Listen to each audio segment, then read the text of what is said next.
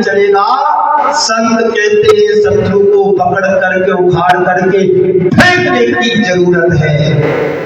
एक एक शत्रुओं को ढूंढो, कर्म को ढूंढो, कहां कहां मेरी आत्मा से चिपके हैं, उखाड़ के फेंक दो। कुछ नहीं तुम्हारा बिगड़ेगा।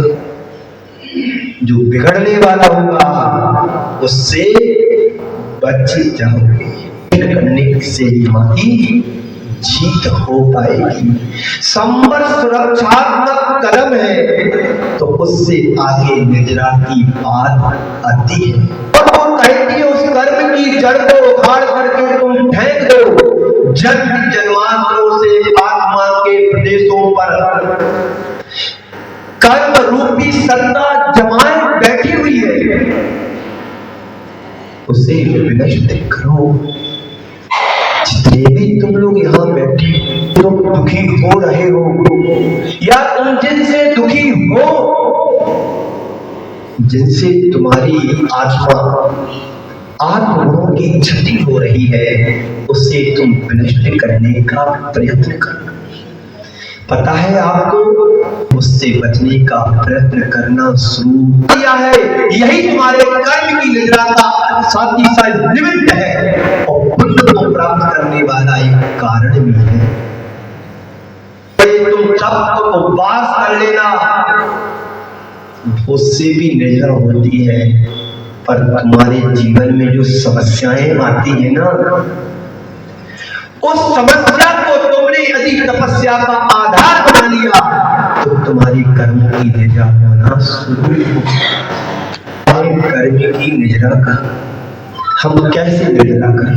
निद्रा भी करना है, बंद तो रोज कर रहे हो, हर पल बंद हमारे आत्मा में हो रहा है, कर्मों का जुड़ाव हो रहा है, पर निर्जरा भी तो बात करना चाहिए। कैसे करें निर्जरा? मुश्किल तो ये है, ना तो आज तक बंद का अनुभव है और ना ही निद्रा का। ऐसा अनुभव होता है कि हम कर्म से बंधे हुए हैं। लगता कभी किसी को नहीं लगता, करना समय कम है, बात पूरी करने का प्रयास करूंगा। सभी समझते हैं हमारे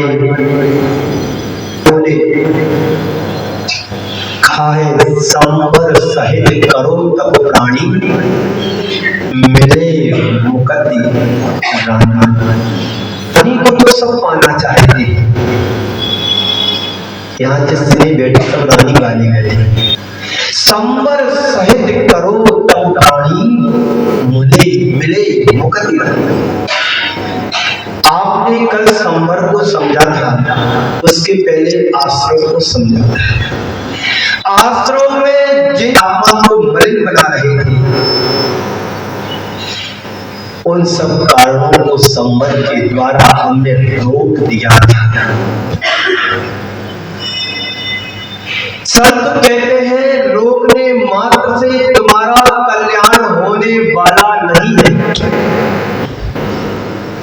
कर्मों को आने से रोक दिया, इतने से ही उद्धार हो जाए? कतई नहीं। एक कदम और आगे बढ़ने की जरूरत है।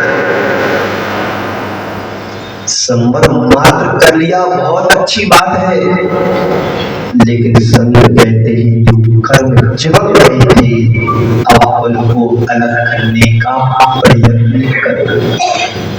कर्म हमारी आत्मा का सबसे प्रबल शत्रु है। कर्म का एक प्रभाव निरंतर हमारी आत्मा से जुड़ रहा है, ये भान है कि नहीं? तो हमारे लिए कर्म बंद का भान होता है, हमारे लिए निर्जरा का पता पड़ता है कि निर्जरा होगी। बोलो, जब कर्म बनता है तो मालूम पड़ता है कि कर्म बन गया, और कर्म आत्मा से निकल भी रहा हो तो पता पड़ता कि आत्मा निर्जरा करेगी, कर्म की बुरी नहीं पड़ता। हाँ, तब पता पड़ता है जब कोई बड़ा पाप तुमसे हो जाता है तो जरूर लगता है कि आज मेरे से बड़ा अनर्थ हो गया। होता है, वो उसी को होता है जो पाप से डरता है। जब तक हम कर्म के प्रवाह को रोकेंगे नहीं, तब तक हम अपने जीवन में सुख शांति भी नहीं पा सकते। आश्रम और संबर भावना के संदर्भ में हमने ये बात आप सबसे की थी।